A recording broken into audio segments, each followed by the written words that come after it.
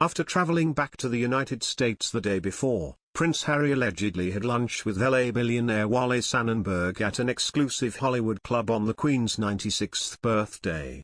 The Duke of Sussex allegedly had lunch with Ms. Annenberg, an 81-year-old heiress to her late father's U.S. media company, at the exclusive San Vicente bungalows, just 24 hours after returning to LA to be with Meghan and their son Archie.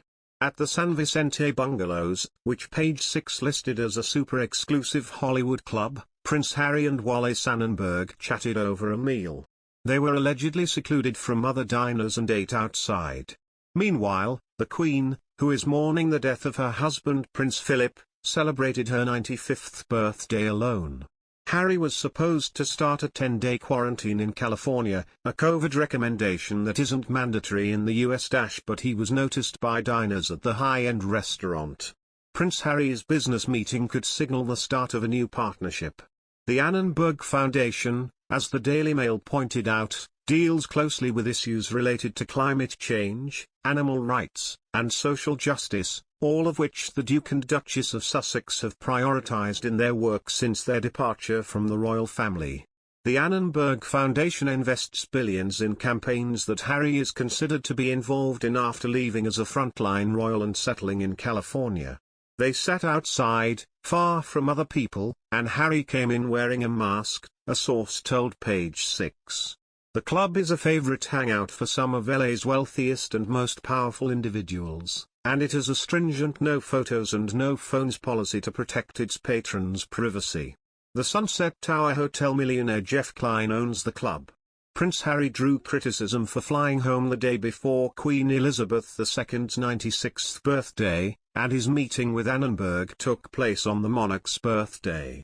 However, according to a report published this week by Finding Freedom author Omid Scobie, the Duke spoke privately with the Queen several times while in the UK, so it's doubtful that he left without consulting her. Wallace Annenberg's father, Walter Annenberg, was a friend of Prince Charles and entertained the Queen and Prince Philip at his California ranch in the 1980s.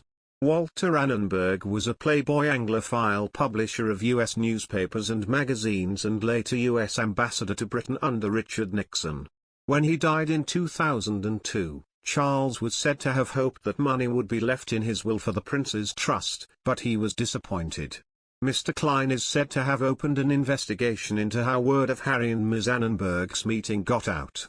The Page 6 source said, "It's just too juicy, I had to divulge," adding Mr. Klein is crazed and trying to figure out how the privacy policy has been breached.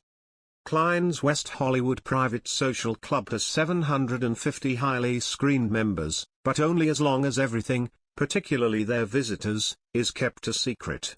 While the world mourns the loss of Queen Elizabeth II, the late monarch's family is sharing heartfelt tributes of their own. Prince Harry publicly reacted to his late grandmother's passing alongside wife Meghan Markle while greeting a crowd of mourners. "It's a lonely place up there now without her," the Duke of Sussex, 37, said to a group of people outside of Windsor Castle on Saturday, September 10, according to a video published by The Sun. "Whichever room she was in, you felt her presence throughout." Meghan stood by her husband as she warmly greeted the public by shaking hands and showing graciousness for the outcry of support toward the royal family. The royal family announced her death on Thursday, September 8, via their Twitter account hours after Buckingham Palace announced that Elizabeth's medical team was concerned for her health.